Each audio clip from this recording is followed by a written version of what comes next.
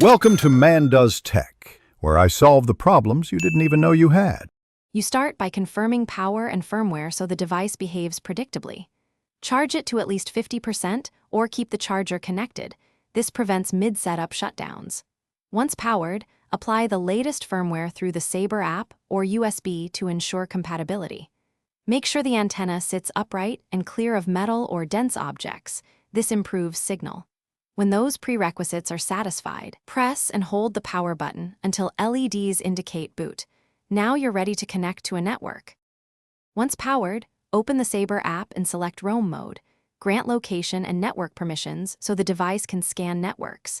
You then pick an existing network profile or create a custom APN. Enter username, password, and authentication if required. Make sure to enable automatic failover so the device switches networks without dropping sessions. Adjust roaming limits for data and session time to control costs.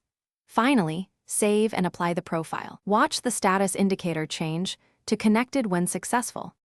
To finish, verify connection quality by checking RSSI, latency, and throughput in the app so you know performance expectations.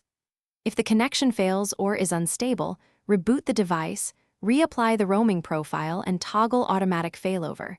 This clears transient errors. If problems persist, record the device logs from the diagnostics menu and contact Saber support. Include timestamps and steps you performed. One key troubleshooting tip: switch to a neighboring network profile manually to confirm whether the issue is network specific. Thanks for watching. If you found this helpful, don't forget to like and subscribe.